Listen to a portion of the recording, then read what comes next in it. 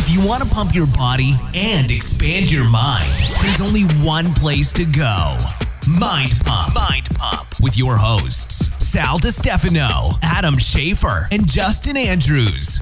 In this episode of Mind Pump, we talk all about fitness, health, nutrition, longevity, but we also have a lot of fun. Here's what we talked about in this episode. For the first 43 minutes, it's our introductory fun time conversation.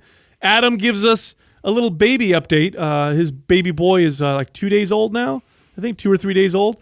So he gives us a little update. He sounds super upbeat, motivated, and super connected to his child. We're very, very excited for him.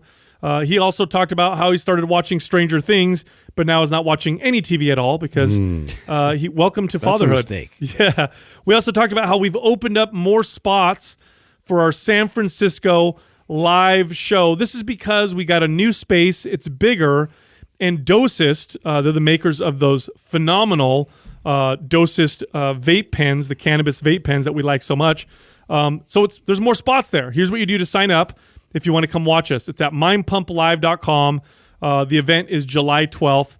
Make sure you go sign up and check it out. Then we talked about our Seattle event, which is 2 weekends later, and how Skinny Dipped is going to be hosting that one, and they're afraid that Justin's going to eat all of their product again. Yeah, hopefully they don't have it on display. Now it'll be gone. Now, Skinny Dipped are lightly coated chocolate almonds with awesome macros. They taste delicious, and we have a discount for you. Go to skinnydipped.com/mindpump and enter the code mindpump, and you'll get 20% off. Also, I did forget to mention that the first event in San Francisco is hosted by Vuori. If you go to that event, you'll get 25% off. If you don't go to the event, we are going to give you a code to get 25% off online. Go to vuoriclothing.com. That's VUORI clothing.com /mindpump. Go on the page. There will be a code that'll pop up that'll give you 25% off. Then we talked about Robert Oberst, our favorite strongman competitor. He's so handsome. And some controversial shit he said on Joe Rogan. We disagree with you, Robert, but if you want respectfully, if you want to challenge us to a fight, come find Justin Andrews. About it. Yeah. No, Justin Andrews. Not me. We'll find you. That's Sal talking. Then Adam brought up Tom Brady and how apparently he's performing better at 42 than he did when he was 22. Reminds me a lot of myself. I brought up an article about the average salary you need to buy a house in some of the largest U.S. metros and how living in San Jose is becoming exceedingly impossible. It's kind of ridiculous. And then we talked about how weight training, compared to cardio, it's superior for your heart health. That's right. Studies now show Where'd you hear that first? That's right. Lifting weights is the best form of. It shouldn't be the only form of exercise you do to be quite honest. But if you had to pick one, make sure you lift weights, and if you want to lift weights properly, just do MAPS. Then we get into the fitness portion of this episode. The first question, what is your definition of intensity? Are there any objective measures you can use so that you can measure your intensity and you know how to apply the right intensity? Next question, a lot of times we talk about how to spot a bad trainer, but this person wants to know what signs you look for in a good trainer. So if you're in the gym and you're trying to find a good personal trainer, what are some of the things that you should look for? Next question, assuming someone's getting the adequate amounts of the essential macronutrients, proteins, and fats, what are the advantages and disadvantages of low carb and high fat versus higher carb, low fat? And the final question, this person's a personal trainer. They're in a gym. They want to know, should I get a social media presence? Is that going to improve my business? Because I just want to train people in the gym. So we give some business building advice to personal trainers in that part of this episode. Also, this month, all month, MAPS Anywhere, our program that requires no gym access. In other words, you can work out with your body and with bands, builds muscle, burns body fat. It's extremely effective. It's 50% off. Now, this is a great program to take on the road with you. It's a great program to break things up. If you're always doing open chain weight training movements, that means that the weight is moving away from you. So you're lifting weights, you're curling a dumbbell, you're bench pressing a bar, and you want to start to develop your skills with closed chain movements. Body weight movements gives you better body awareness, and it'll help spur new muscle growth. Follow MAPS Anywhere. We wrote it ourselves. It's expertly programmed. Again, it's 50% off. Here's how you get that discount. Go to mapswhite.com MAPSWHITE.com, and use the code ANYWHERE50, ANYWHERE 50, no space, for the discount. Make sure you go check it out now. Buy it.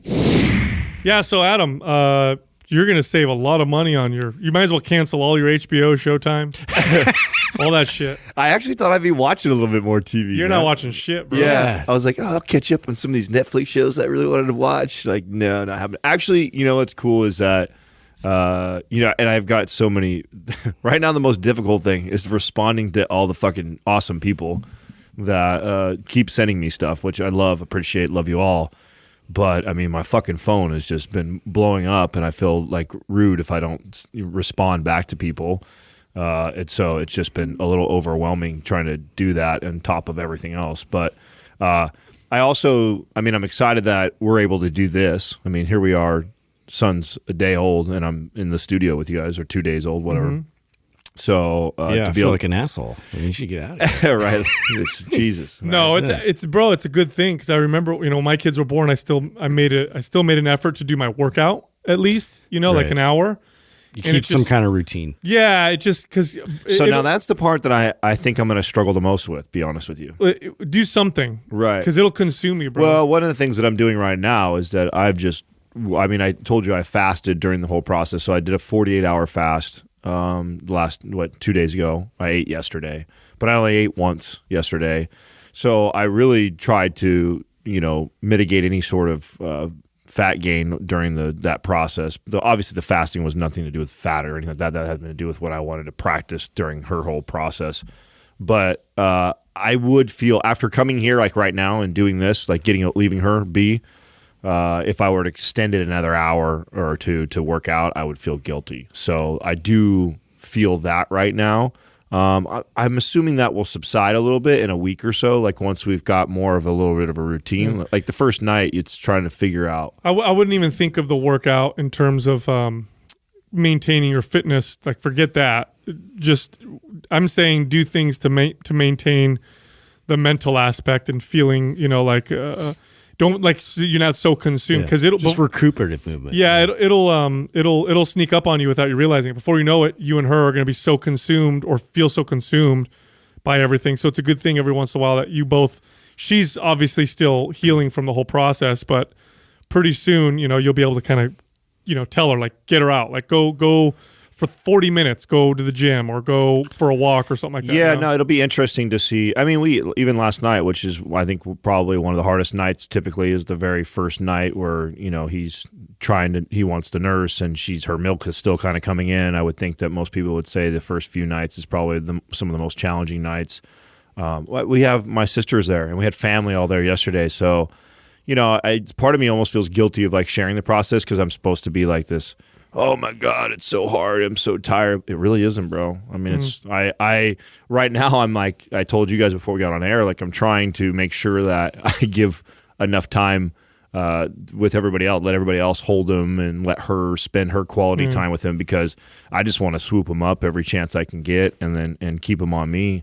So it has not felt like a burden, or like, oh, I'm just so tired. No, and that's why that's what makes it so hard, is it doesn't feel that way. And so, like, when you're trying to tell somebody, you need to take some time. They don't want to. It's not that you can't. Yeah. It's that you feel not like on top of mind. You just don't. You literally feel like you don't want to. But it becomes cumulative. The sleep deprivation stuff is more of a cumulative thing that starts to add up. And but anyway, you guys have so much help and all that stuff. You guys are on top of it. I planned for 3 more weeks of good training and dieting to be, but I'm in pretty good shape right now. So I'm in. I've been ever since, like, I went on the kick probably a month and a half ago. I've been pretty dialed with the diet and training, and feeling. I've been doing the light. I've been doing all that stuff. I've been feeling great. So I wish I would have had a couple more weeks to be in, like, primo shape going into this, but I already anticipated, like, whatever. If whatever happens over the next week or two with my fitness, I'm not really tripping. I'm not going to take any big steps back. And then I'm sure that, again, when the routine kind of sits there, I'll be able to sneak away. And I have everything in the garage if I need to lift. But right now, I just don't have a desire to. I'm like, oh, whatever. The toughest part about this was you started Stranger Things going into this. Yeah. Now you got to stop mid first season. You're crazy. Yeah. That's right. You started the first season, didn't you? I did. That hooked me. Right before everything started going down with the contractions and everything, we started watching. You know, Katrina and I both, one of the things we have in common is we don't like scary movies, right? So we don't watch any scary. Yeah, that surprises me that you got into it. Yeah. It does have that old, like, Stephen King kind of feel to it. And you know what?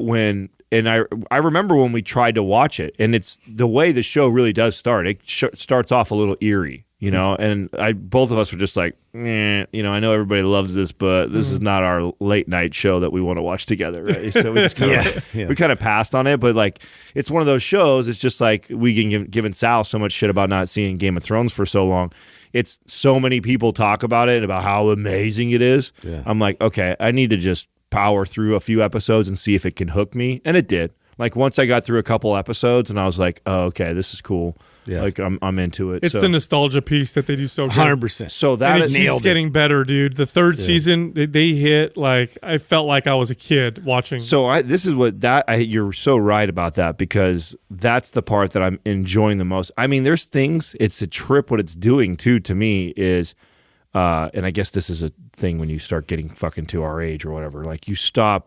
I don't remember a lot of fucking 10-year-old years. You know no, it takes you back instantly. But these kids, so the pillowcases that one of the kid had, I had those exact pillowcases. Yeah, the radio. Yes, like, all these like the Trapper Keeper. The Trapper Keeper. I remember, like I remember those ones, not just like the brand Trapper Keeper. Like I think I had that exact one that I think one of the kids was carrying around in the show. I feel like one of them had like a gotcha shirt, you know, or something like that. I was like, oh my god, dude, I remember they did a really good. They job. also dressed the kids. So in the third season, I'm really paying attention even more to the style and stuff. Mm-hmm. The way the kids dress is accurate, because a lot of times what people do is they'll say, "Oh, this is 80s style," but in reality, what they're doing is they're dressing. They just watched Flock of Seals or whatever. Seagulls. Yeah, that's it. Seals. They Flock of Seals.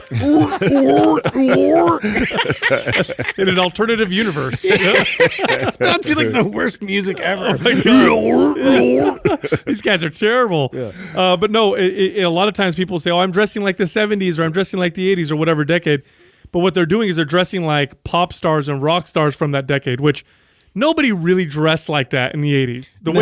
Nobody dressed like rock stars like in the glam, like all day. Yeah, there were like we dressed a particular way, and it's not cool. If you see the way people dressed, you look at it like, oh wow, what the hell? Yeah. But they did such a good job of doing that. Like you look at the way they dress, the bikes that they ride, the way that they talk, the way they hang out. That's too the banter between the kids. They did a really good job with writing the script. Like that's how my friends and I for sure were like that on each other. Oh, it's so great, man. It's so great. Yeah. But anyway, I was talking about this with Jessica yesterday. We were talking about how the timing in some ways, was obviously tough, but in other ways was perfect with the arrival of your boy, because he was born so fast that if we were out of town, we have 3 places. We got San Francisco, Seattle, and Denver. And we were all nervous for you. I think like we were starting to talk about it and be like, dude, but it could totally happen while we're in Denver or Seattle or whatever, and what are we gonna do? Well, theoretically, it happened so fast that because she was having those Braxton Hicks, you could have even been in San Francisco. You could have been in San Francisco and tried to come back with traffic and possibly have missed. We'd have to get you a helicopter. The birth of your kid. No, that was pretty crazy to think that after the fact. I was starting to feel like, oh, I'll be okay. I'll get a call when she's hop down. On a plane. Yeah, hop on a plane. What's the most freaking labors, especially the first one, is going to be hours on hours, maybe days. The whole process. So I'll be okay.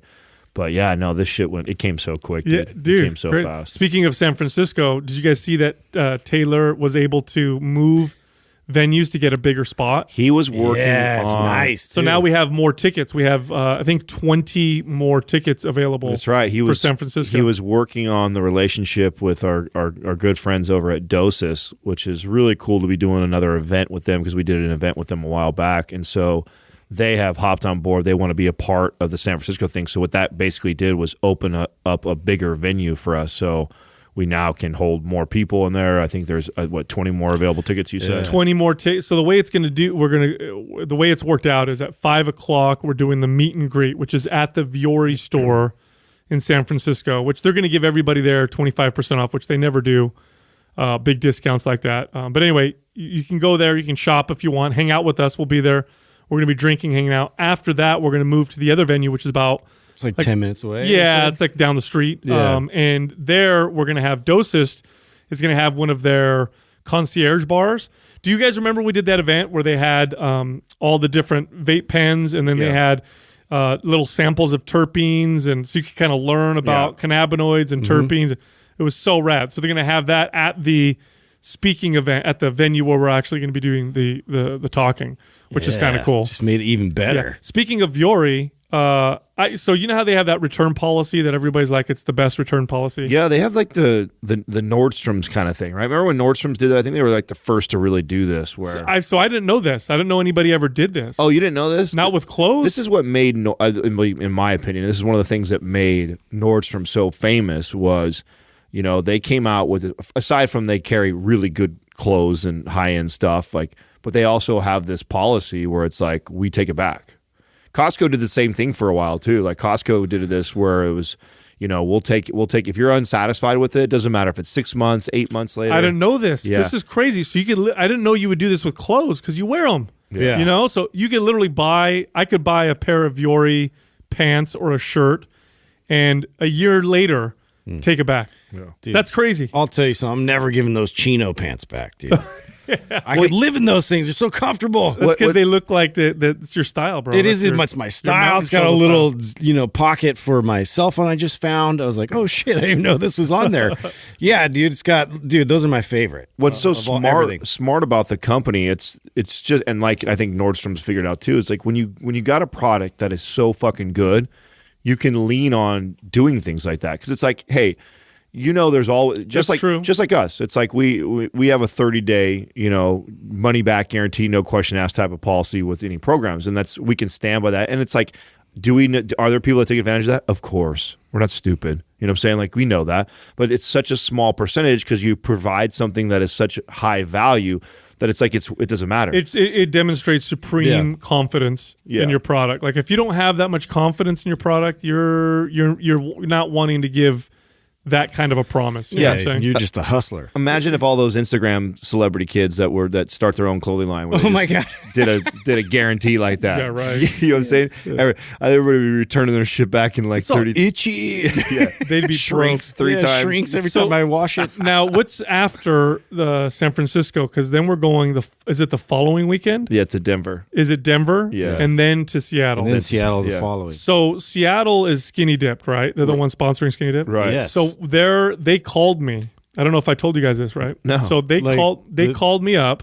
Okay. And they said, "Can you please?" I'll talk to Adam right now. Justin, you might not want to listen to this. They said, "Can you please make sure that Justin doesn't fucking eat all the Skinny Dip?" They didn't call you. You're so full of shit. Bro, you got a reputation now, dude. Hey, man. You got a reputation. You got a rep. It's like my radar goes off when we get the delivery up front. I'm just like, I'm gonna fucking hoard these. Would it be great? We They're all, walk in fuck, Justin's coming. That's why I got a backpack. Dude. Double the sample bags. Let's put them all out there. We're losing money on this. We can't have Justin. You snooze, you lose. In my world. Just kidding. It's first to market. I'm still sour about the freaking the peanut butter. Well, that's the thing. Gone. I mean, those are my favorites, so I can't help but kind of find those and just take them. Like you guys can, fight for the rest. Those are mine. We need to have Rachel, when Rachel listens to this, have Rachel reach out to them. I'd be interested to see what's their best seller. Because we all have different flavors that are our favorite. I would bet it would be the dark chocolate. We should do like a poll. Yeah, see which the most flavor basic. would Is win. that why you think that? I think the dark chocolate would be the most popular. Yeah, it's like the standard. Yeah, because peanut butter chocolate, in my opinion, is the best of all. Yeah, but that's there's kind of hit people or that- miss. Yeah, there's people that don't like peanut butter. And then mint too. Yeah, you get people that really love mint or don't care for it. That's why I'm curious. I wonder what their number one seller is. I mean, can you believe that there's people that don't like peanut butter? I don't believe it. I've actually met somebody who didn't like they're bad. peanut butter. Yeah, Those they're are the bad ones that people. have like you can't open a bag of peanuts because then their whole like body will explode. Oh, you're talking about allergies? That's different. I'm not making fun of kids with allergies. Well, I'm the asshole today, I guess. Those stupid kids. Peanut allergy, lame. Pussies. Yeah. That's not Suck it up. I'm not talking about that. That's obvious. I'm kidding. Did I tell you guys Jessica doesn't like Nutella? What? Yeah, I know. How can you? It's like chocolate. Dude, That's what I'm saying. I have the most amazing coffee Nutella peanut butter smoothie that I make, protein smoothie, and she doesn't like. Courtney hides the Nutella from me. She's like, "This is what's getting you fat." Yeah, I don't think it's just that. No, when she told me she didn't like Nutella, I reevaluated our whole relationship. I was like, all right, let's see, is this worth it? I don't know if I trust you. But she likes chocolate though. She doesn't like chocolate. She loves chocolate. She worships chocolate. It's like the greatest food. So she's of a all time. connoisseur. So that's probably why she doesn't like it. But she doesn't like it because of the hazelnut kind of flavor in it. Right. She just wants pure chocolate. Yeah, Give me the. And it, not only that, but it also hurts my heart a little bit because Nutella's Italian. You know what I mean? It's Now almost she like Doug, where she likes the really, really dark chocolate. She likes all chocolate, but she definitely likes the stuff that Doug will eat. Yeah. Yeah, but she likes all chocolate. It's funny, I'll tell her, I'm like, you sure you like Twix or you like, like cheap? And she's like, yeah, it's all good. It's all good. It's all chocolate. That's funny, but not Nutella, huh? No. I love Nutella. So I know you haven't been too much on social media, Adam, because you've been obviously so busy with your boy, but Justin, have you been getting tagged like crazy about the quote that Robert Oberst did on Rogan? Oh, yeah. I did. And I actually was listening to his episode on the way over here to work this morning. So, yeah, it was about his statement about deadlifts. Yeah. Did you hear about this, Adam? No. I saw that he was on the show, but I haven't had a chance to listen to it. So, Robert, great guy. We love him to death. Obviously a massive human being. Oh, my God. Super cool guy. I'm nervous the way you're setting the table right now. Well, it was a little interesting the way that he described this. He said, and the reason why we got tagged is because we are such big advocates of the deadlift, and we consider it one of the number one exercises, both for building muscle, to give you functional strength, health, all that stuff. What did he say? He said that the deadlift is super overrated, basically, in that the risk versus reward is not worth it. That you shouldn't. He goes, unless you're training to get stronger at the deadlift. In other words, if you're like a power lifter or if you have to do a deadlifting competition, he doesn't think you should do a deadlift. And then he went on to say that hang cleans and power cleans were better, and that's why football players did that. Whoa. Yeah, that's where I was like, no. Well, because I can get on board. I can get on board with the first statement because it is a high risk. Not that I would, like we always say, like I think that it should be an end goal for everybody, being able to deadlift and squat. If you can't do it and it's difficult, and you shouldn't just throw it out the window, you shouldn't do it. Then you should try and go and figure out why you can't and work towards that. I think that everybody should do this, and that should be how you program. But he said that the reason why football players don't deadlift is the risk versus reward, and it's safer to do hang cleans and power cleans. Well, I think which is not. You can't. Yeah, I think it's more so because I understand, like, that might have been somewhat of my mentality a long time ago, just because I was as unfamiliar with the lift because we didn't do it, specifically. But obviously in the power clean, you're deadlifting it up to your chest anyways. Yeah, no, it's an explosive deadlift, dude. Right. So it's way more high skill, and but that's the thing is that grinding slow, type of grit and power and strength. Like, it doesn't translate quite as well as like the explosive power. That's right. That's why coaches program that more 100%. As opposed to deadlifts for football. So in terms of that sport specific, you don't see it a lot. But yeah, in terms of overall strength, there's nothing that really competes with a deadlift. Well, you guys you're getting tagged because our audience is smart. That's why our audience knows better. Well, I think that's the reason why we're getting tagged like crazy. Is because and he's a super athlete, and so it's and he's had experience where he tore his bicep, and so I think it too, it hits home for him, that lift specifically. He never deadlifted. Right. Remember, he didn't start deadlifting until he started doing strongman. And deadlift was he told us it was his most difficult lift, and he's hurt himself. Yeah. And that's because he never practiced it as he got bigger and stronger. But here's the deal with football, what Justin said is 100% true. The reason why football players don't deadlift and they power clean or hang clean is because they're training specifically for a type of performance. It translates over into the field way more. Way more. Yeah. But in terms of risk versus reward, way higher skill to do a hang clean or a power clean. Oh, yeah. Way higher skill. And you know what's funny is that, I'm sure he'd say that a squat is a good exercise for people, but I'll argue that a squat has a higher risk versus reward, worse risk versus reward ratio than a deadlift for the average person. Now, keep in mind, we're not maxing people out, but I'll tell you something right now. If I take an average person off the street, I'll be able to get them to do a proper deadlift faster with good form, good control, good stability than I will with a proper squat. Proper squat requires more mobility. Oh, for sure. It just does. Yeah. So, no, a deadlift is one of the best exercises. If you do it right and you apply it appropriately, Right. it's extremely safe. You have good mechanics and, it's proper load, like you've built yourself up to that ability. So, yeah, I mean, getting excessive with it and just going for PRs all the time, of course, any compound lift like that, you're going to run into problems. Absolutely. If you, and that's the problem. When people hurt themselves with a deadlift, it's the same reason why they hurt themselves with any other exercise. They're going too heavy. They don't have good control. They don't have good stability. And the problem with the deadlift is you just lift it off the ground. So a lot of, people who just don't know how to lift it properly will just go and be like, oh, deadlift, just come off the ground. And then they do it wrong, and then they hurt themselves. So which one of you two is going to step up when he finds out we're talking shit about him? I'm texting him right now, dude. I was like, hey, you in Santa Cruz, bro? Because I think, Yo, Sal's saying some shit about you on my right now. Yeah. No, we'll bring you back on, bro. We'll discuss this. No. He's a good friend of ours. Yeah, Robert's the man. Come on, dude. He's nervous. He's on Joe Rogan. He probably just he's and it was really brief statement, and I think people. That's the thing about that one. show is everybody hangs on to like every single word because it's like the whole, almost like half the world, listening, watching on YouTube. Well, it's a matter of time before Robert becomes. We knew this when we met him. The guy has got that mainstream appeal. He's got that very rare combination of charisma.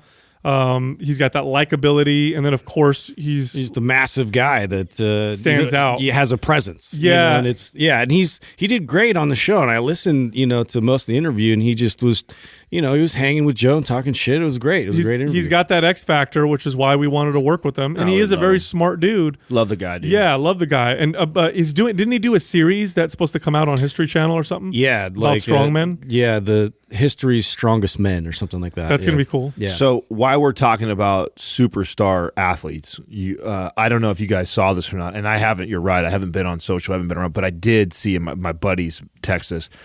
Tom Brady. Fucking 45? Is that where he's at? 40 something? He's 42. Is that how old he is? 42? He's 42. 42, right? Yeah, 42 years old. Just clocked his 40 time that was faster than when he did it for the combine when he was 20. Is he like the first guy in history to ever do that?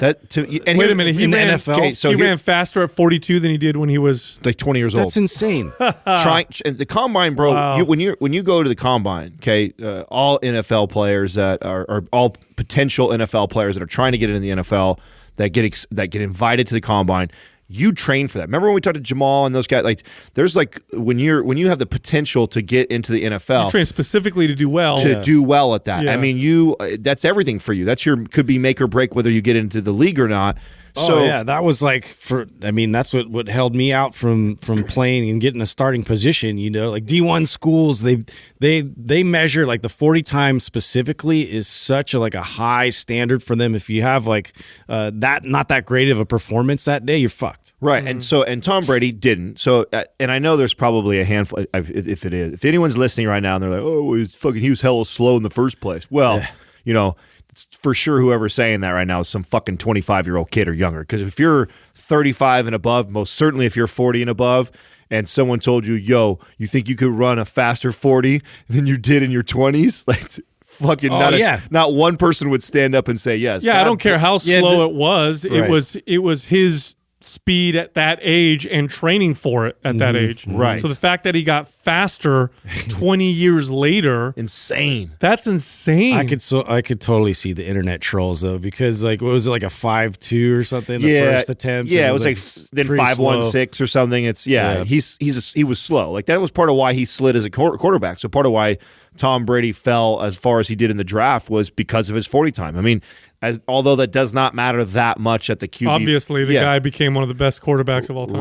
Right. So, but game speed's totally different. Dude, is he going to stop anytime soon? The dude already is owning, he's already considered now the GOAT. Like, there's still a couple people, like my uncle's one of them, who still wants to hang on to Joe Montana as the greatest ever. And I get it. Nah, he already I'm a big Joe Montana fan too, and he's already surpassed him. Now, what tells you that he surpassed Montana? Well, I mean, this is, good old sports debate. What does, right? Do you want to count MVPs? Do you want to count Super Bowl rings? Right. Do you want to count who had the team that was less likely to go and you still went to the Super Bowl? So who has more Super Bowl rings? Oh, Tom Brady. Tom Brady. Brady does. Yeah. Okay. What about MVPs? Tom Brady. Tom Brady. Well, it sounds like Tom Brady then would be the best. In terms of stats, yeah, he's winning. So but there's still people that would like my uncle that would debate that Joe Montana still is. Someone would go back as far as Namath. Well, stylistically too, like I would prefer like a Joe Montana style, like West Coast offense and all that. Like there's just like I think it's more nostalgia. So it's like that too. So getting into debates is like, so the Niners during the Montana era,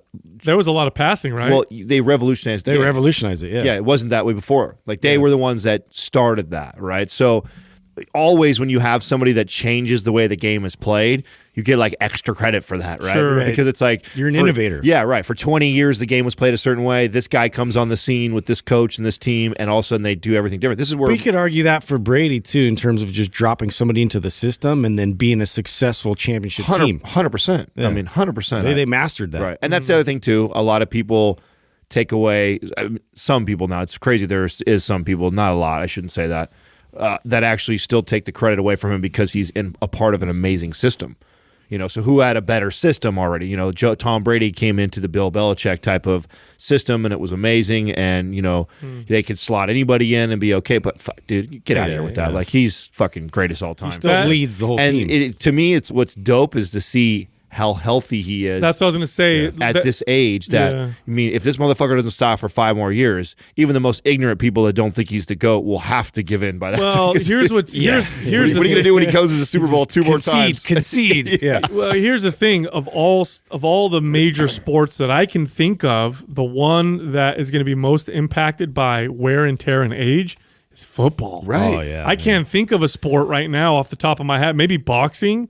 Where the older you get, the faster you decline, because football is such a fucking demand. And sure, he's a quarterback, so he's not getting hammered like everybody else. No, you're disagree. Yeah, I disagree too. That's everyone is headhunting for the quarterback every single play. I mean, it's an unsaid thing, but the truth is, you saw remember what happened with the Saints? Like the Saints got in trouble, was it 6 years ago or whatever, when their coach they used to pay bonuses out for hurting guys. Yes. So really? Well, even subconsciously too, like if you're on the opposition, like, and you know that this is such a valuable player, like even though you're not intentionally, like subconsciously, you're coming at him with extra. People are going to hurt him. But here's my point. Don't be fooled. Here's my point. 100%. Maybe I'm wrong. But do quarterbacks get hit as often as like a running back or? Well, a running back's going head. You're handing the ball to them. They're going heads up with someone. So I mean, it's one of the. They get it's the ball. more of an opportunist thing. As a defender, if you see him scrambling, it's like boom, like it's all guns blazing. Right, but I mean, if you were to compare it to all the different positions on football, think of it like this: running back gets the most for sure. Yeah, he's getting the ball. He's getting running back the front line. The running back 100% is getting 20. He's getting the ball 20 to 25 times for most teams a game. And he's going straight at it. But there's an advantage to that. Like you get the ball and you are in control and you're already heading downfield to cut left, right, spin, go down early, whatever. Quarterback is a sitting duck. Yeah. He drops into the hole and he is blindsided. And he's not paying attention to who's hitting him. He's looking for a wide open wide receiver, and he's praying that he's got a good defensive or an offensive line that's going to save his ass. Right. And everybody on the other side is headhunting. And now someone like Tom Brady, here's where they did a good job, where coaching and drafting and making sure that you go after. He's always had a great line. They've built one of the best offensive lines for decades now around Tom Brady. So he's been protected for sure, but he's still good. I don't know. It's crazy to me because of all the sports. I mean, football, and you're performing better. Yeah. And in your 40s and how long has he been playing now? Well, figure 20-something years, right? Yeah. He's been playing that long. He's been getting hit that often, so he's just incredibly durable. And it's also if you count college too, it's also got to be a testament to his training, his diet, all that. At that age too, that makes a big difference. Yeah, he emphasizes recovery, like I think better than most athletes in the game. That's insane. I just some people. I'm not even a Patriots fan. Where I sound like I'm over here, like I am. I'm totally not even a Patriots fan, but I'm not. So there, like in sports, there's kind of like different types of fans, and I have that within our friends. Like you have your certain friends that are like so loyal to your team, you hate everybody else. You know what I'm saying? Tribal. Yeah, you hate anybody else that could possibly take a ring from you or could beat you, and so it's like you just despise them, and then those are usually the guys that never played. Right. Yeah. You pick apart the other team or the other players. It's just, I mean, this is the many threads that I'm on in my own personal shit, right, with my buddies. But I'm the opposite. I have my team, and so I'm biased about certain things, and I want to see them obviously win, and I don't want to see them lose to anybody. Mm-hmm. But I love sports so much, and I appreciate like greatness that I'm okay with giving up kudos to somebody who's a fucking GOAT, dude. Right. Like the dude is so pay respect where it's due. Yeah, that's man, exactly how I feel. So impressive. What's funny about this? What's funny about this is I'm approaching the age where people talk about people performing at that age being crazy. Yeah. You know what I mean? He's 42. Holy shit. And I'm like, I'm getting there. Like, what do you mean? I can still do things. Yeah, I'm getting there too. You know what I mean? Yeah. What? Yeah. Why is that abnormal? Meanwhile, I twist my ankle when I step off the curb. I'm like, oh shit. Well, I actually think that was part of what actually kind of kept me motivated towards the whole mobility kick that I went on was, getting me on that kick probably in my 20s or even early 30s, I'd kind of be like, whatever. But approaching 40 and seeing the way most 40-year-olds move, it gave me this like, oh, this is cool. Like, yeah, I'm not the buffest guy in the room anymore, and I know it feels like to be that guy, but being able to say I'm the most mobile and feel the best and move the best, like that was fun for me to kind of be competitive with myself and work towards a goal like that I probably wouldn't be as interested in if it wasn't for getting older and seeing the way other of my peers are moving and what they can. It just becomes way more important. Yeah, it does. It starts to become more important. Oh, yeah, just for quality of life reasons. So you guys want to hear something that'll... Is that enough sports ball for yourself? Yeah, that was great. I enjoyed it. High five, Adam. Yeah, I enjoyed that conversation. You guys want to hear some interesting and maybe sad news? So there's an article that just posted the salaries that are needed to buy a house. Oh, God. In the largest U.S. metros. I think Jackie shared this with us. So these are big cities, right? So you have like Seattle, for example. If you want to, like the amount of money you need to make on an annual basis to buy the average house in Seattle is $105,000. In Denver, it's $91,000. Austin, $79,000. Dallas, $65,000.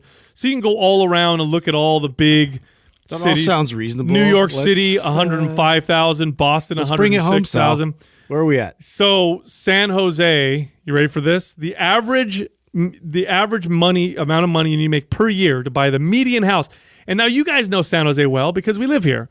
And here's the truth about San Jose. I'm born and raised, so I can say this. The average house in San Jose sucks. So we're not even talking about yeah. It's not like you're like oh shit, you're gonna get a fucking you're gonna get a shitty average San Jose house, and they're not great. Very plain. $254,000. Whoa. Yeah, that's how much you need to make to buy the average home in San Jose right now. The highest, or because I mean, dude, New that's York, higher. Right? You have San Francisco. Like those are usually the other top. San Francisco's $199,000. Now remember, they're taking all the homes, and then figuring out the median. And San Francisco's got some really tiny, like dirtbag type homes. So I'm sure that brings, because of course San Francisco's got some incredibly expensive homes. Right. Yeah, right. But when you're considering the average, San Jose beats them all. Wow. San Jose is more expensive than New York City for the average home. New York City is $105,000 to buy the average home. I wouldn't think that was that low. I would think New York, but again, New York is like San Francisco where it has a large discrepancy, right? There's probably some real high and real lows. Right. Yeah. Dude, $250,000. You have to make $250,000 a year. Well, I was telling you guys to buy the average fucking house. What are we doing here? It's supply and demand, dude. My buddy, I was just telling you guys off air, he bought Discovery Bay, one of the places that we like to go where we write programs, which is about an hour and 15. So he has an hour commute into town, and he did that so he could have a really nice house on the water. He bought a nice house on the water for like $700,000, right? But it's out in nowhere. Like I couldn't live out there, and so it's out on the Delta, which I'm also not a big fan of Delta. Not trying to offend anybody that is out there or anything, but I'm not a fan of that. It's like a canal, right? And he moved out there, lived out there for about a year and a half, almost 2 years. And his house now, it went from 700 to 1.1. He's selling it right now, cashing out going to Arizona, dropping $700 again on a house, but this house for $700 in Arizona, bro, 5,200 square feet, 8 bedrooms, 5 bathrooms, brand fucking new, everything, marble, granite tile. That would be the $2.5 to $3 million house here. Oh, dude, it's a palace, bro. That's what's so frustrating, because it's a lot cheaper to like build these houses, but like what they can charge for them here is insane. land, It's because it's the supply. So unfortunately, San Jose, California in particular, but then San Jose also specifically, and a lot of the cities in the Bay Area and on the coast have just silly regulations for building. And so what ends up happening is you have a shortage of homes and a high supply. If they allowed them to build like they should be able to meet the demand, it would still be expensive. Don't get me wrong. San Jose still be expensive. We're surrounded by the biggest tech companies in the world that pay the highest. So you have a lot of people that make a lot of money around here, but it wouldn't be as much as it is now because you'd have more supply. Yeah. But we have all these laws and stuff that make it so impossible to build new developments here or to build high density housing and stuff that we would need, that the supply, it's insane. It makes it so incredibly expensive to buy anything here that you've created you want to talk about a wealth gap here. Yeah. It's like you either own a home or you're poor. You know what I mean? It's like very difficult. Yeah. It's really crazy. Do you think the 3D printing houses is going to really flip all that? If cities allow high density housing and stuff like that to be built, then it will make a big difference. If they don't allow it, then what can we do? Yeah. So stupid to not allow it. You know? Well, think about it. If you're a homeowner and you've been living here for a long time, and developers are like, we want to build a bunch of small skyrise houses with no backyards or whatever, and it's going to be in your backyard. You might be like, no, I don't want that around me. It's going to obstruct my view. Yeah, I want it all to be this. You know what I'm saying? So that's what ends up happening. Yeah, but I also think that's part of what happens when you decide you're going to live in the city. Like you got to be okay with that. Sure. Like if you want, because there's where I want to live. That's why I don't live in the city. Right. I want to live right on the outside of here, where it's still really nice, and when it's a 15-minute drive into town or whatever like that. But if you want to live right in the middle of San Jose and you're getting mad a high rise goes in your backyard, well, fuck you. That's what you decided to buy in the middle of the city. Like that's going to happen to you. But I think I would be upset though if I was country. I lived out, like if I lived in Justin's neighborhood and someone wanted to put a Are you serious? Yes, put a hotel next to your house. Give it 20 years, dude. Yeah. I mean, it just keeps spreading out. I'll be that guy that lays down in front of the construction. No, I'm chaining myself. Yeah. You know what? The only thing that's keeping Santa Cruz area from becoming insane, which already is becoming insane, but to make it even more insane, only thing preventing it is is 17. If they build another highway to go there, no, you're all dead. No, fucked. Yeah, you're fucked. We will, petition against that. Totally. Yeah. Hey, so this is also cool. Study comes out that, so every once in a while, you guys know one of my favorite things to do, right? Say I told you so. You guys know that, right? Oh, I thought it was read studies. Second favorite thing. A trick question. They go together. Yeah. So you know how we've been saying for a long time that, and I've really been making the case quite a bit, especially on podcasts that I've been on, is that resistance training, if you had to pick one form of exercise, it would be the one that you should pick. Oh, I saw the article you shared. Yeah, it's the best. It's the best form of exercise. And we've been making this case for a long time on the podcast and talking about how, and I've been saying how the revolution's coming, where pretty soon weight training will be the form of exercise that doctors will recommend first and foremost. Because right now what they recommend is 30 minutes of cardiovascular activity. That's what everybody recommends. And I'm always making the case, and then we are always making the case that no, weight training is what you need to recommend. Much more impactful. Right. Bang for your buck. So study comes out where they actually tested resistance training to cardiovascular training head to head. Okay. So they took obese people. So these are not healthy, average individuals. They took obese people and they had them engage in either resistance training or cardiovascular training. And what they found was the resistance training and cardio training were relatively equivalent in terms of fat loss. But when it came to muscle gain, of course, resistance training was better. And resistance training was superior at burning pericardial adipose tissue, which is this type of fat that's stored in the heart, which is very bad for the heart. Cardio didn't burn it at all. Oh, wow. Weight training did. What a great find. Yes. weight training is the one that burned that down. So literally weight training, according to the study, proved to be healthier for the heart than cardio. Yeah. So just the revolution is coming, That dude. sounds like such a contrast to what we've been fed forever. That's it right there. And, It'll be neat when we actually start hearing, because we know what happens too. Because I mean, as trainers, how often were you fighting the recommendations that were coming from your clients' doctors? So we've been fighting that forever on other stuff. I can't imagine how long it's going to still take. Because you got to think there's doctors right now that are 50, 60 years old, been practicing already for decades. They're going to be practicing for another decade or two, and their schooling is done. The knowledge, and it's unfortunate because some doctors aren't like this, and it's always really nice to meet doctors that are always still up reading new material and on cutting edge science, which we try and bring these types of doctors on the show as much as possible. But there's definitely another group that gets their schooling done, which I'm not judging that either, because the amount of fucking school that they have to go through and learning to get to that level, and then they stay in in order to keep their license, they have to do a certain amount of continued education every year. Now I'm not quite sure what that looks like. Yeah, but I do. It's not like what you're thinking. It's not where they're on cutting. They're not reading that study. They're not they're not staying ahead of they wait until that's already been proven for 5-10 years. Then it's now being implemented into schools. Exercise and nutrition isn't a heavy subject. Yeah, well, it has to be established. But studies like this are the ones that are going to drive it. And when insurance companies start to communicate it to doctors and say things like, this is what you should recommend to your patients, this is what the studies are showing, they're going to start to recommend it. And it's going to start happening soon. Mark my words, because this is like the 5th or 6th study now that has shown resistance training to be, besides strengthening bone and muscle, which has been well established, that resistance training is phenomenal for overall health, for diabetes, for fat loss, and they theorize in the researchers theorize in this, which this is obvious to us, but I love seeing that now. Researchers are saying this. They're saying the reason why they think the resistance training did better is because of its ability to speed up the metabolism. That's exactly what they said. Of course. So this is awesome. Yeah. This is really cool, and it's really awesome because we know the impact that. And here's the thing with resistance training that's so awesome: you don't need to do it as often. That's the thing with cardio. Cardio, you got to do it a lot to get a lot of the benefits. Resistance training, because it builds muscle and speeds up your metabolism, a lot of the calorie burn happens when you're not doing it. Mm-hmm. So you can get away with, I could have someone lift weights 3 days a week and do it effectively, and I'll get better results in fat loss with them than somebody who does cardio every day.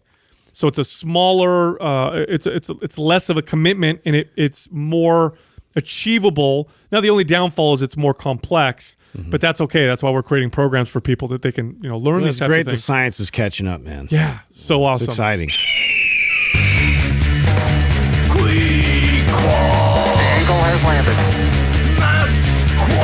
Today's Squad is brought to you by MAPS Anabolic. If you're looking to maximize your overall muscle and strength, MAPS Anabolic is the perfect place to start. With a full 30-day money-back guarantee, there is absolutely zero risk. So what are you waiting for? Go to mindpumpmedia.com and get started today. It's the motherfucking Quad. The eagle has landed. Qui-qua. First question is from It's Walkie. What exactly is your definition of intensity? It's one of the factors you mention along with reps, weight, and sets to help break through a plateau, but how would you measure your intensity in order to increase it? Yeah, now I picked this question because it's a difficult one to answer, and I thought we would get in a good discussion about it. If you look at our programs, the way we write them, we always tell people, we give them subjective measures. We always tell people, for example, if we say on a set, stop 2 reps short of what you would perceive to be failure, that's going to change depending on how you're feeling that day, right, versus another day.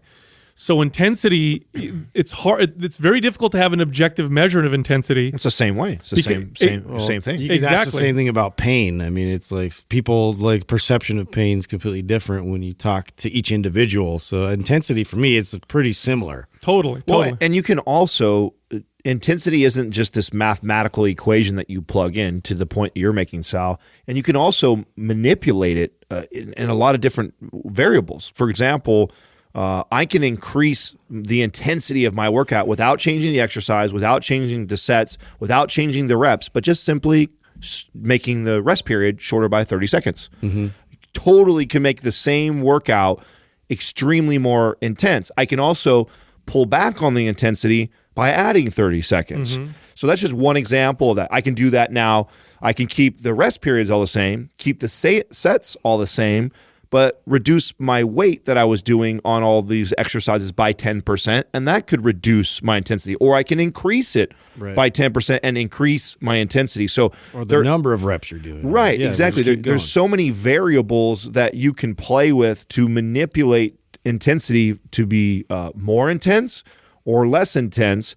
And I think, and this is something, and I'm glad you did pick this question, Sal, because it does create a good discussion, because here I've been doing this for 18 years, lifting weights and training, and it's still something that I don't think even someone with my experience has perfected. I'm always flirting with the because what the goal is, right? I want to do as little as possible to elicit the most amount of change, but I also don't want to do so little that I could have done a little bit more and got more results. So you tend to actually flirt with the opposite side and probably go a little too intense more often than not. So you're always trying to find that sweet spot of, how can I do as little as possible, but still also do enough that I'm getting the max amount results. And that is normally played with the intensity. And it's such a fine line that many times I, train a body part or train a day, and I know in my head that, okay, my body probably needs about this much intensity, and there's not a number for that. I just kind of know, I slept good. I've trained pretty consistently the last couple of weeks, so I could probably ramp it up a bit today. And I go do it, and many times I overextend it a little bit on intensity. So rarely ever do I see, I guess I should be, they're trying to figure out who I'm talking to. If I'm talking to somebody who loves to weight train, is excited about this stuff, they typically go a little beyond on intensity and tend to get too sore and probably did a little too much. If I'm talking to somebody who hates to work out or never has worked out before and is afraid of that sore feeling, they sometimes probably are on the other end. They probably need a little bit more intensity. So it really just depends. Also, a lot of it also depends on how you're feeling. I could get poor sleep or be coming down with something, or just be suffering from the cumulative effects of stress in my life. Like maybe work is real stressful, or something's happening with my kids, or my workouts have been really hard for a long period of time. Now I go into a workout that normally I would perceive at, say, 80% intensity, and that workout is feeling more like 95% intensity. Yeah. So, there's even psychological factors of doing something you're unfamiliar with, like learning a new skill, like going through an exercise, it'll feel more intense when your body doesn't recognize it right away. This is why it's so important to learn how to listen to your body, how to set your ego aside and listen to your body, and really start to pay attention to what the appropriate amount of intensity is for your body that day when you're going into the gym, and be smart about it. Take a mental note before you start your workout. And, tell yourself, okay, I didn't get good sleep yesterday. I'm feeling a little stiff. I'm going to go in today in my workout, and I'm going to work out with moderate intensity. And the reason why you want to do it before your workout, because here's what happens sometimes. Sometimes you get into your workout, and because you're moving, you start to feel better. You think, I knew I was going to go moderate, but I'm just going to go after it today. Sometimes that can get in your way.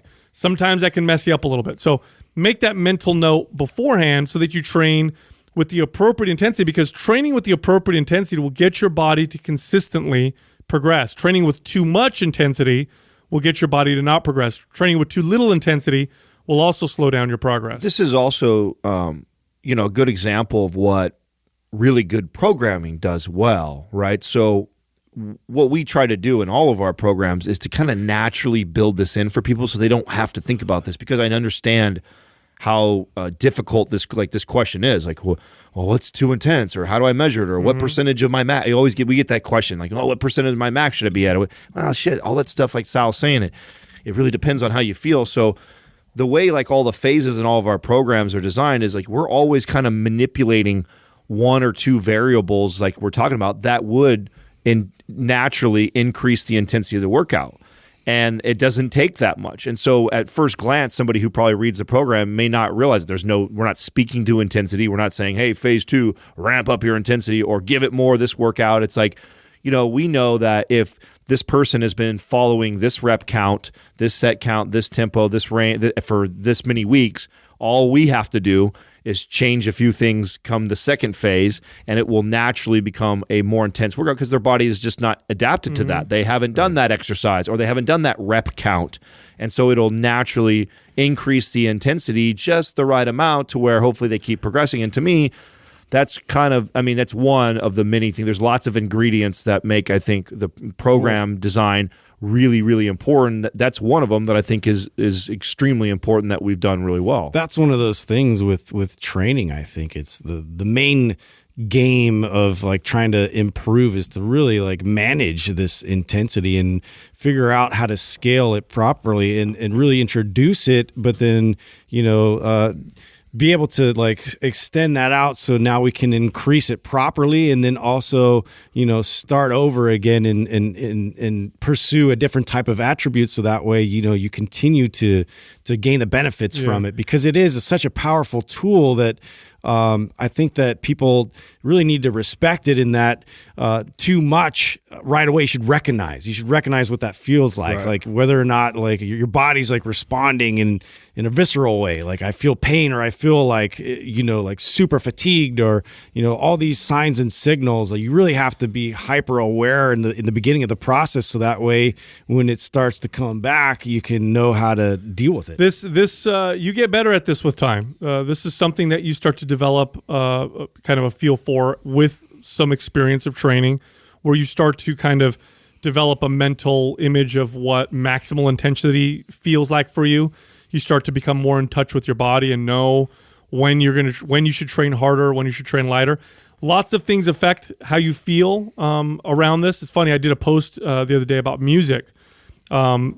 Music studies show very conclusively that some kinds of music will reduce your perception of pain and fatigue. So if something feels at 80% intensity, the right kind of music might make it feel like 75% intensity. Studies have shown this.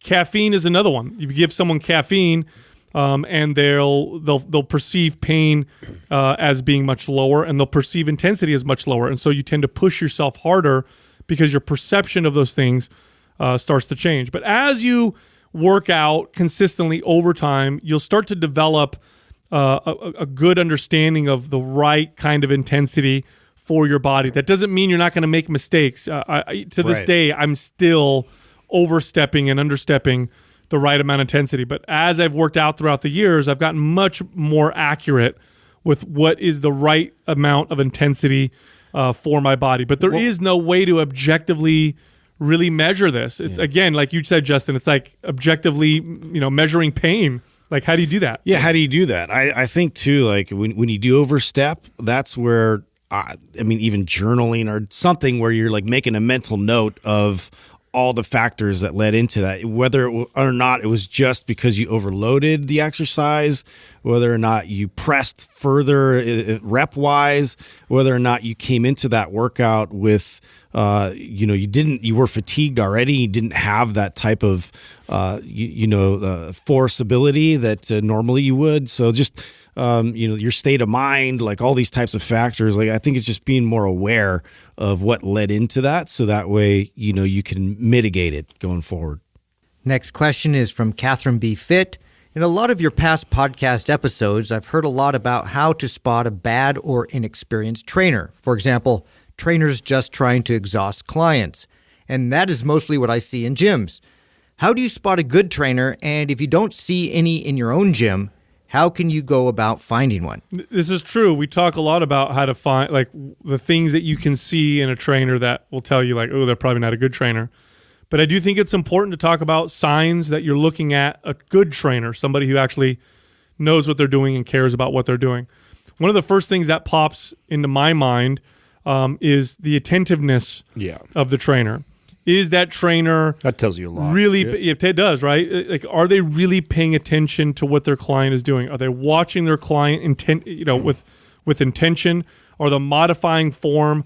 Are they in the workout with the client. Making sure that the form is perfect, making sure that they're activating the right muscles, and that you can tell, I think, pretty easily, right? It's the opposite of a trainer who's not paying attention, or who's on their phone, or who's talking to somebody while their client works out. That's got to be the biggest sign right there. Well, I used to, I don't feel like you see this a lot, and it was very important to me. I used to try and teach all of my trainers to do this, and some didn't, some didn't. But when someone's doing a squat or any exercise for that matter, there's so many areas on the body that could be breaking down during that movement, that if you're standing still in one place and holding a clipboard or a stopwatch and just looking at them from one angle, I don't know. I would say that you're right away. I think that you could be doing a better job, because you may be looking at somebody from like this 45-degree angle, and they're squatting like, oh, it looks pretty good from here. And then all of a sudden you shift around to their backside and you see like this asymmetrical shift at the bottom, and you're like, oh, wouldn't have caught that had I not done like a whole 360 around their body while they're training. So I was a very active trainer. I mean, that's why I used to burn so many calories, was because every client, every hour, and when we get through their routine, I'm kneeling down, looking from one angle. I'm walking around the backside, looking at that angle, looking at the front, while I'm counting reps. So I'm counting reps. I'm giving them coaching cues. Oh, sit back more. Oh, chin up. Pull the shoulders back, chest up. And I'm constantly giving cues, and I'm constantly walking and like staying stationary for just moments to watch a rep from a different angle, so I can give more and more cues throughout that. And you just don't see it a lot. A lot of trainers, it's exhausting. Yeah, it is. It's tiring. And you also, you work real hard to get a client. You sell them on a big contract. They're with you for the next 6 months. So they've already paid. They got to come back next week also. And then maybe you spend a lot of time writing their program, and that's where maybe your energy as being a good trainer is put. But then it stops there. You just don't continue to coach them up.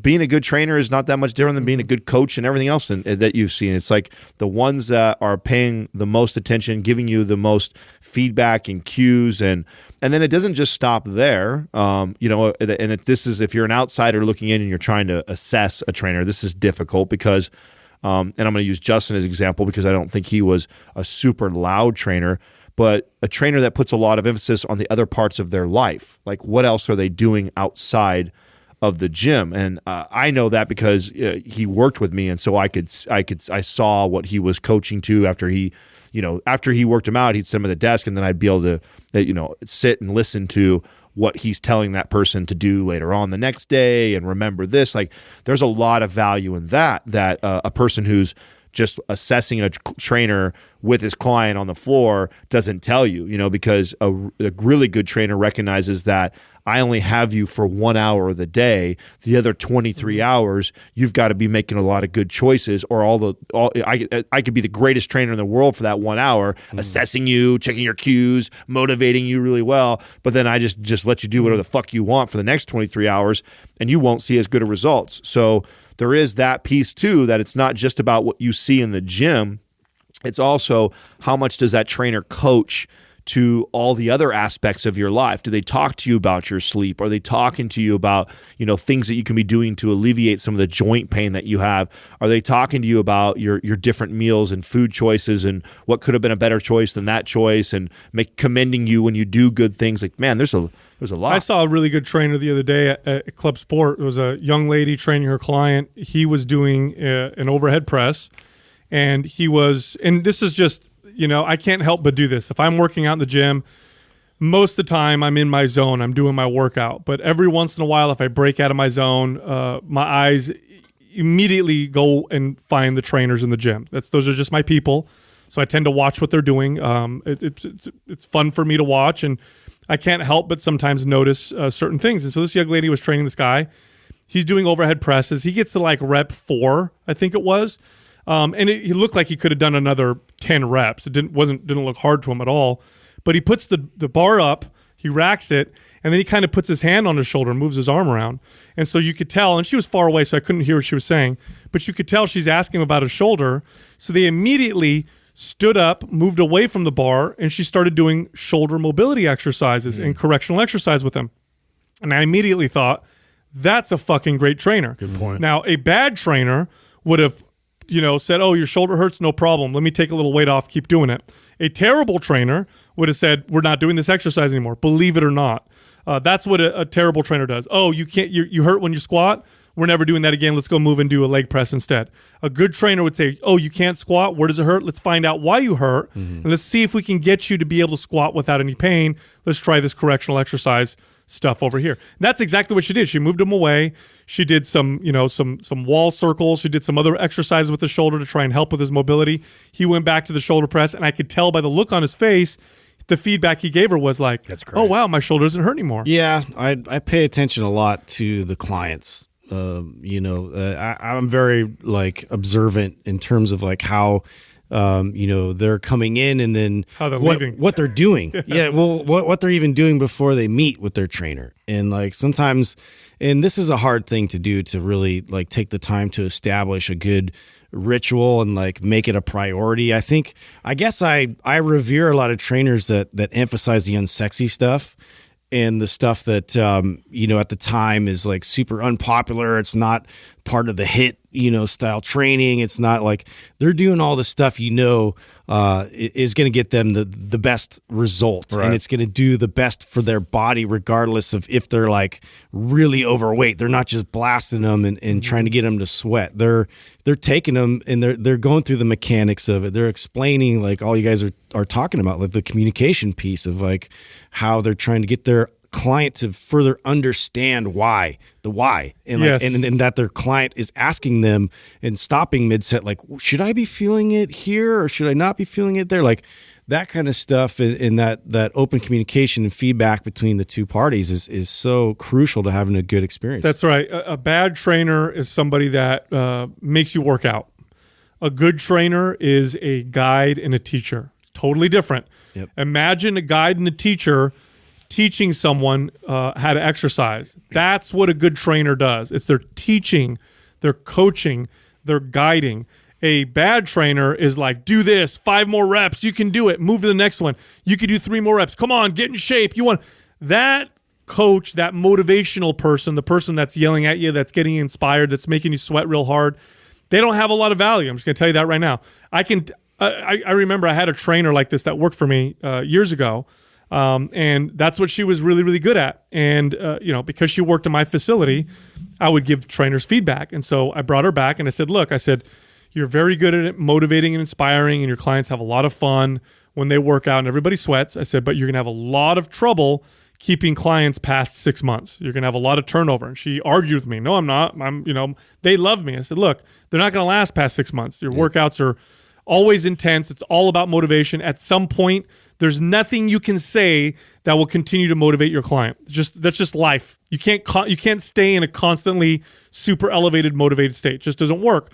So the boot camp instructor who's super motivating, is you're going to lose your luster after about 6 months and you'll lose your clients.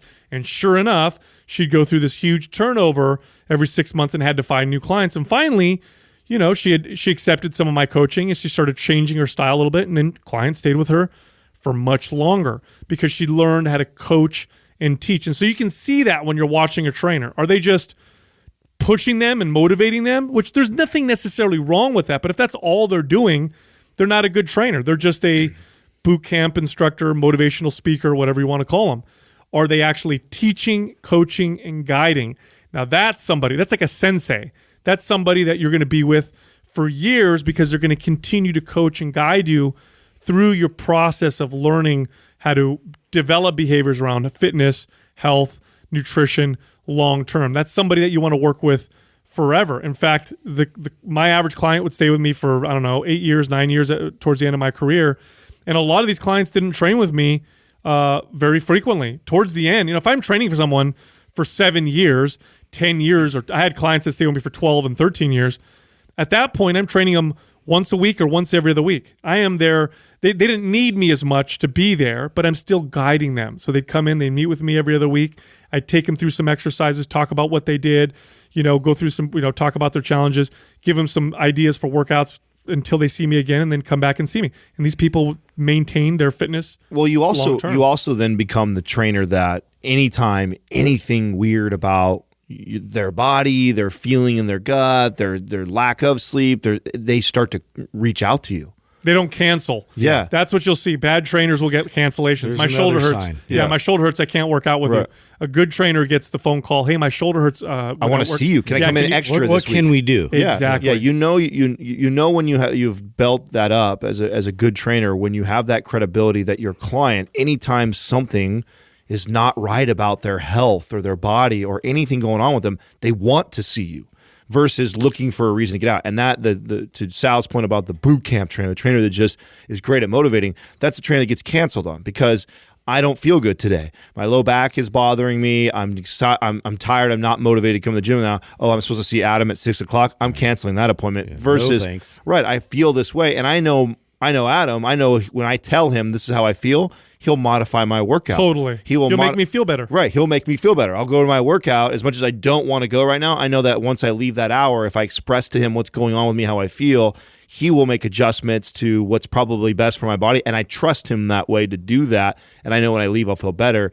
That's the type of intangible things that you can't really see that like peering in at one time. You might be able to see it when the clients leave. You know, if you watch a client after they're done with their session, are they walking out of the gym like they just almost died, or are they walking out like sweaty but they look like they're energized and they feel good? Like that's a telltale sign for me. Like when clients would finish with trainers and they'd leave my gym and I'd watch them walk out and it looked like they were gonna fucking die or pass Like out. they need a wheelchair. I was like, that client's not going to come back very much. That's not going to last very long.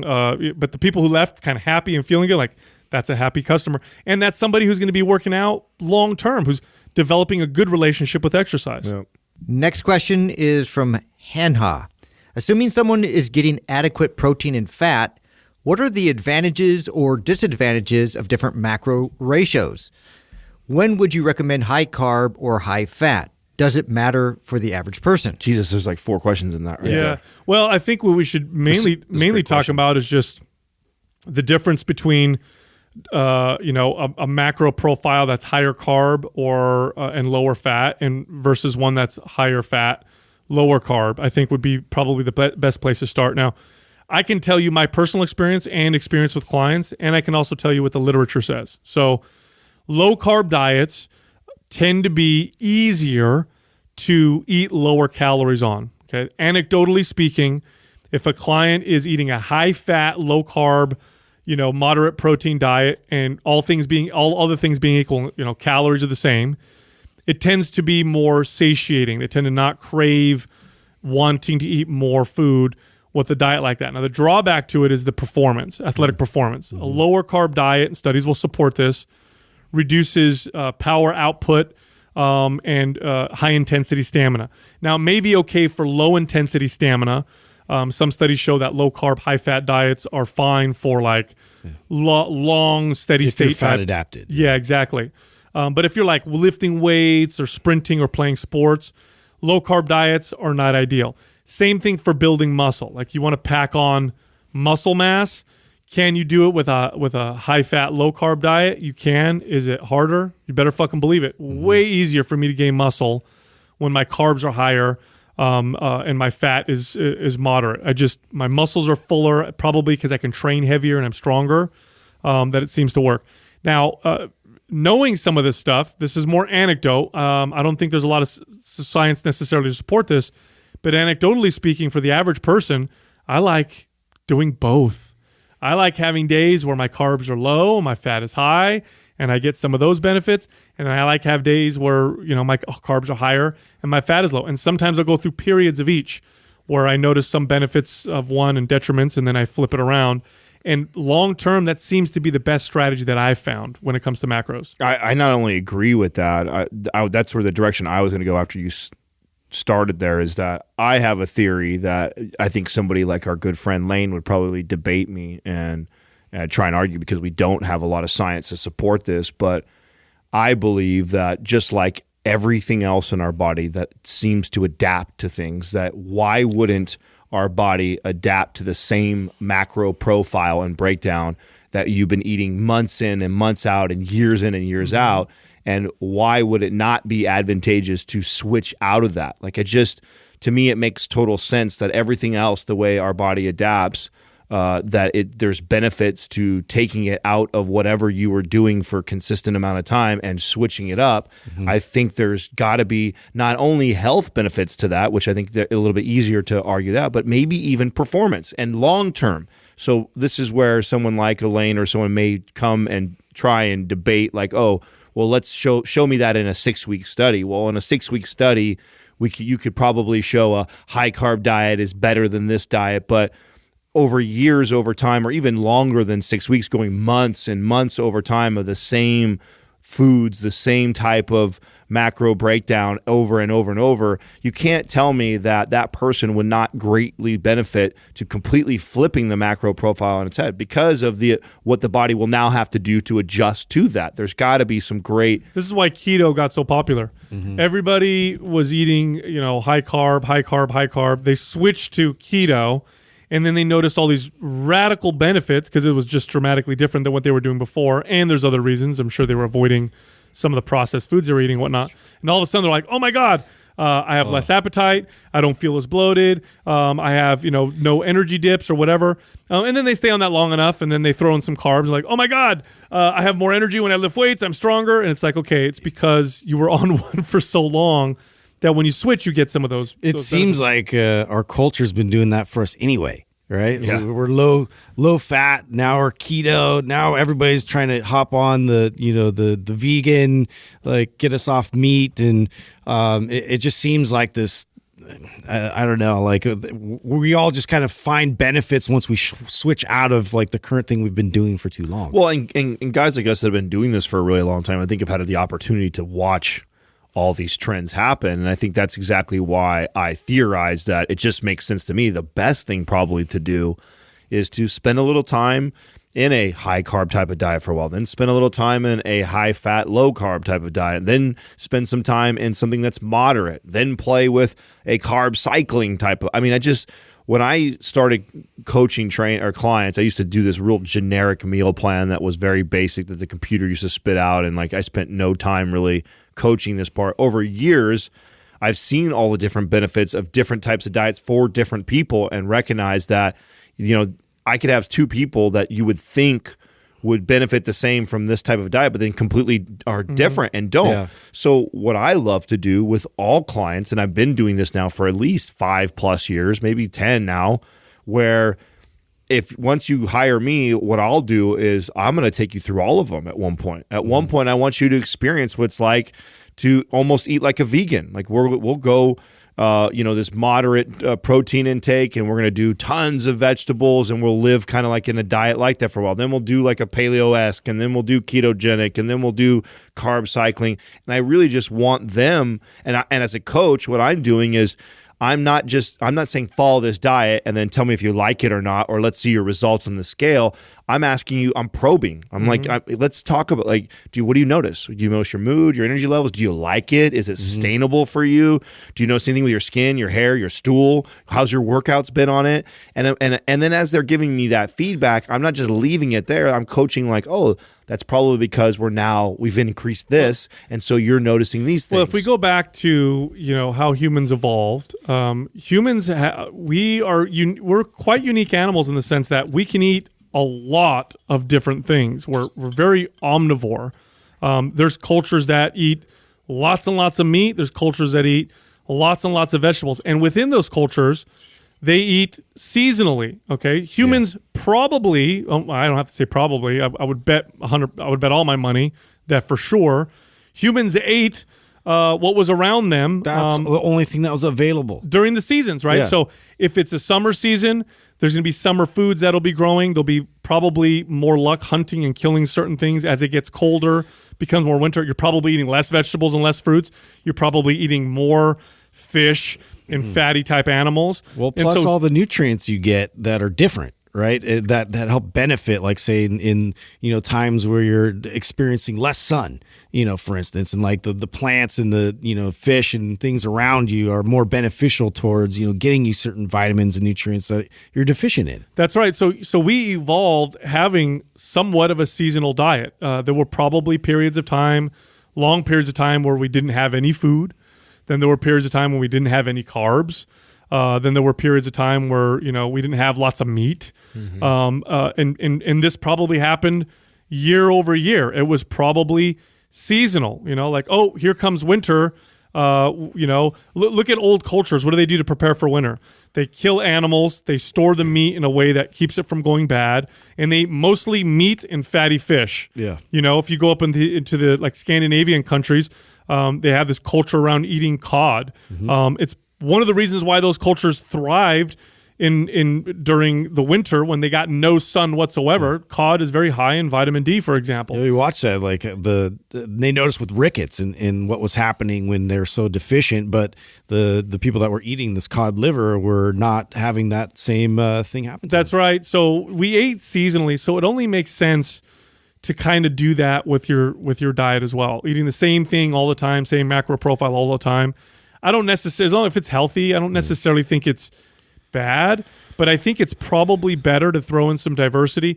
We do know that the microbiome of your gut is far more diverse, and up until now, what we've noticed is being healthier, although the science is still murky, when we have a balanced kind of diverse diet.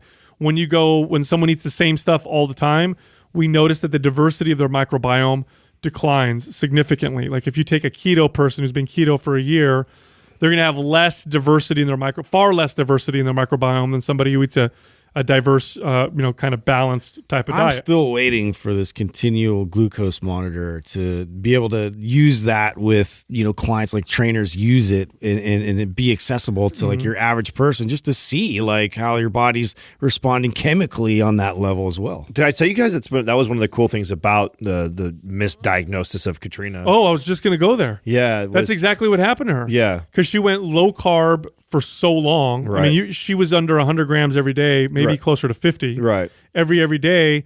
Then they give her 100-gram sugar, glucose drink, because they do what is it, the diabetes test or whatever while you're pregnant. So you go from having no sugar every day for a long time. She's probably doing this super concentrated version. Yeah, she's probably doing this for at least a year, if not longer. Yeah. Then they give her 100 grams of glucose in one sitting. And then they test her blood sugar and they're like, oh, you're pre-diabetic. Well, no, it's because her body was so adapted to very low sugar, low carb that you threw a bunch of her body just didn't react well to having that much sugar at all. And then we got a chance. You give us a glucose monitor, and so she's taking her blood after every meal, about a half hour to an hour afterwards. I think it's an hour is what the protocol is. And then you check it and see where she's at. And when we're not getting 100 grams of sugar from what the test is, and we're eating what she normally eats, which is chicken, rice, avocado, like a typical meal of hers. Fucking perfect. Yep. Absolutely perfect. But we did get a chance to see some different things, like how her body responds to different types of fruits and rice versus other quinoa, things like that. Like, so it was fun to kind of do that. We were having, because you track and you get a number, and this is ideal. They give you a range. It needs to fall somewhere between 130 and 150, and so, we're always trying to target right in the middle. But I would tell her, I'm like, really pay attention to the differences in your meals, not just that you're scoring well and we're doing fine because we knew you were fine, but actually, since you're doing this, it's fun to kind of see what carbs affect you and differently. So that was really fun to do that, and such value to that. I don't think we're far off from us being able to have these and everybody have access to it, because to me, there's a lot of value in just knowing that, just having like a profile where you can be like, okay, these are my preference in terms of like a food list, and then here's how I can rotate them, seasonally or however you want to manage it. But it's like this is my preference list, like individually. It's going to all be about data. When we get to the point where we can collect enough data points and we have the computing power and algorithm that's accurate enough to predict how your body's going to respond to certain foods, and then it's going to get really fucking cool. Oh, then there will come recommendations, right? How dope is that going to be? Real soon here. I don't believe we're that far off to where you'll have an app where it'll say like, this is what's ideal. 10 years is my prediction. Adam, you plan your workout at noon. These are the best meals. Eat this an hour before, and it's right. I just watched a documentary on Netflix about numbers and probability and how they use all this data to predict things. And how accurate, and the bigger the number is, the more accurate it becomes. And the smaller the number is, the less accurate. And so I was watching, and they were talking about how they're predicting weather and how it's getting more and more accurate because they have more. They're able to collect more and more way data, more examples, and they have supercomputers now. And I was thinking, like, oh shit, it's a matter of time before you have a sensor that you wear on your body. It's going to measure all these different things, and it's going to tell you what to eat. It's going to be like, oh, you're based off your stress levels, your hormones, your catecholamine production, whatever. It's going to tell you exactly what to eat. It's going to tell you how you're going to react and respond. It's going to be crazy. So I think we all 100% agree on that. And you're silly, I think, if you try and argue that we are heading that direction. What I'm curious about is, will that make a difference? Will people? Will somebody's be like, fuck it. Right. I don't care what you say. Because you either use it or you don't, right? Right. Well, I think like the trainer and me, and I think a lot of probably people listening to the show are like, oh, of course that would be awesome. It would make a huge difference. Well, you're not who I'm thinking about. I'm thinking about the other 80% of the world that's not listening to the show, right? If there's how do I fit donuts in that? Well, how do you? Yeah. Or just disregard it. Don't give a fuck. Don't care. Doesn't matter to me that I know. Because how many people do you think when they go and they make that choice at Taco Bell thought that was the better choice for their body? I mean, you know what the next level will be then, which would take much longer, would be something that has that sensor. That shocks them. That Gets zapped. freezes your mouth shut. Fuck, kitty. Yeah. No, that'll change your body chemistry to match what you're eating rather than telling you what to eat. Oh, God. So it knows how you're going to respond. You're about to eat a donut. Fuck, insulin. Boom. Metformin, okay, cool. Kept everything where it's supposed to be. Oh, wow. You know? Next question is from Rabri. I'm a new trainer and am already employed at a gym that is chock full of leads, but I'm wondering if I should also develop my social media to advertise myself. How important do you think it is to build an online business to go alongside in-person training? Do you think it will lead to being a more successful trainer long term? I just actually read an article on this. I wish I remember who it was so I could share it. And I know Jackie's probably going to hit me up and ask for it. Jackie, I don't have it. But this is kind of, we're seeing this transition right now of almost everybody, not everybody, a lot of people that are having a lot of success in the fitness space. 80% is becoming online and 20% is in person.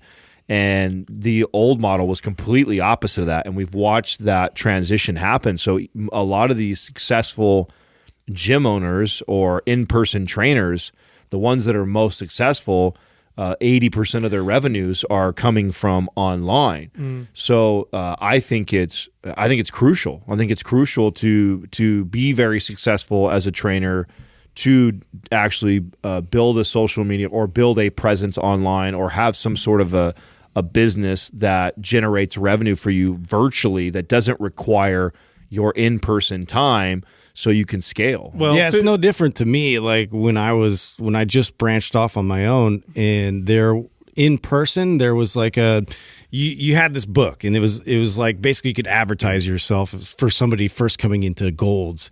And so I did that, but then really spent the extra time back in the day when barely anybody had websites.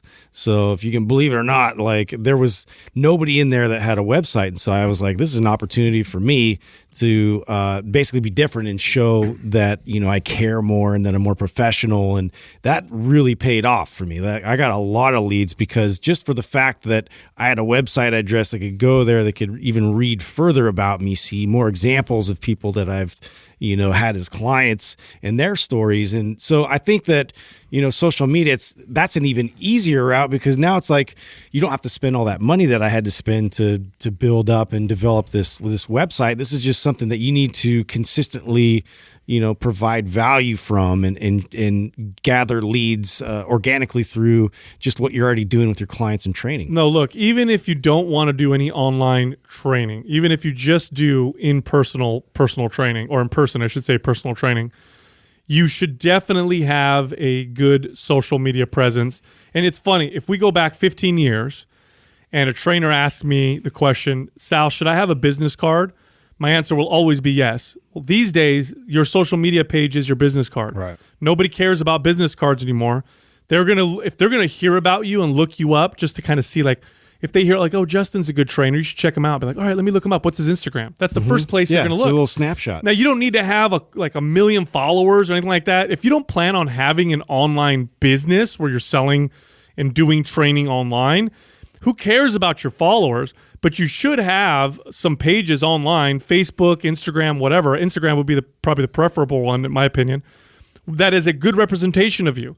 So someone can look you up on Instagram and see what kind of a trainer you are, the things that you promote, how you train your clients, where you train your clients, the hours you like to train. They should be able to look you up on social media and get all the information that they want, and also maybe get sold on the fact that you might be a trainer that they want to hire. If you don't have that today, you're only going to rely on word of mouth, and even then you're compromised, because today word of mouth includes, again, like if I'm recommending to Adam, a doctor or a store or anything, 100% Adam's going to try and find their social media page. He's going to hear me. He's going to be like, oh, Sal said this is really cool. Let me look him up. Oh, what do you mean they don't have an Instagram? That's like minus 10 points right there. Right. It's going to take business away from you. Well, and that you're talking just from a lead generation standpoint too. I'll tell you, as far as being a better quality service. So even if you are not going to do the online presence like I was talking about to make money virtually, and you're just going to do like what Sal's saying to complement your business that you do in person. I mean, talk about what a great way to enhance all of the client experience that you have by providing something on your social media pages, whatever platform you're utilizing, that, let's say I train, 30 in-person clients and I have a pretty good business, right? But I'm not sure if I want to start Instagram because I'm already making six figures as a trainer in person, and it's like, it's just more time for me. It's like, yeah, but man, I could do a post that, because and here's the thing about, if you're a new trainer, you'll start to notice that you get a lot of similar questions. Like you get a lot of the same, you're going to answer the same question all the time. Like, why not, instead of just answering it to that one person, do a post about it on your social media page and provide it to the world to see. So one, they realize how knowledgeable you are about a topic.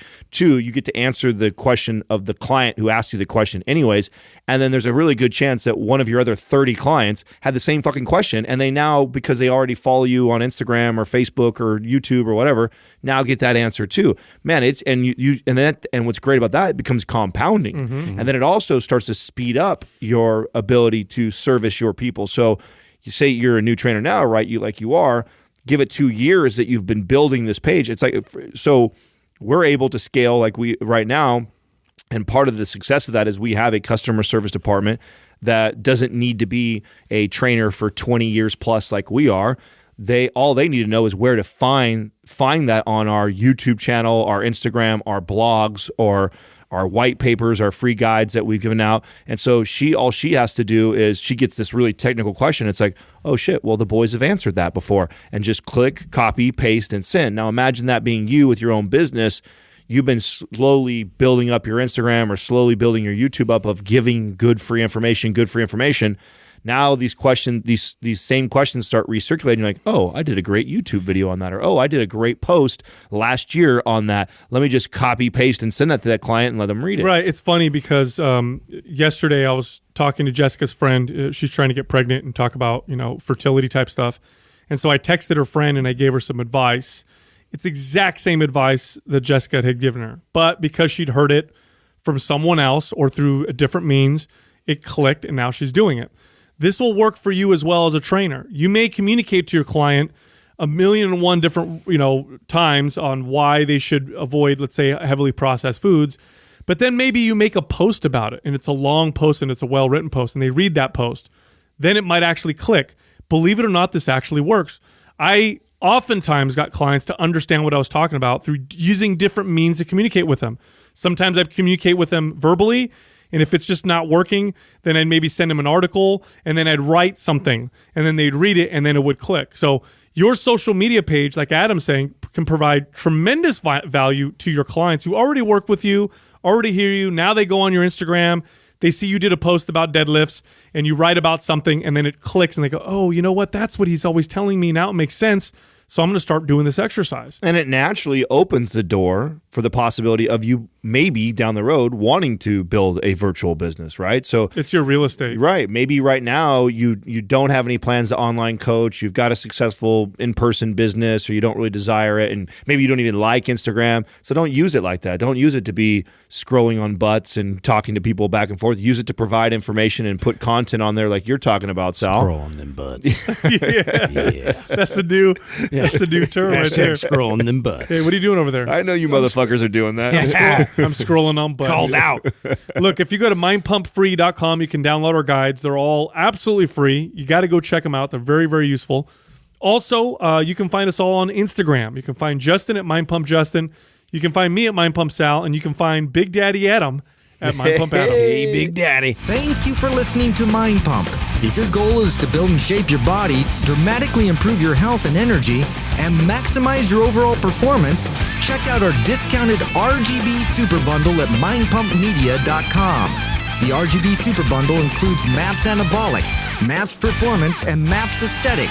9 months of phased expert exercise programming designed by Sal, Adam, and Justin to systematically transform the way your body looks, feels, and performs. With detailed workout blueprints and over 200 videos, the RGB Super Bundle is like having Sal, Adam, and Justin as your own personal trainers, but at a fraction of the price. The RGB Super Bundle has a full 30-day money-back guarantee, and you can get it now plus other valuable free resources at mindpumpmedia.com. If you enjoy this show, please share the love by leaving us a 5-star rating and review on iTunes and by introducing Mind Pump to your friends and family. We thank you for your support, and until next time, this is Mind Pump.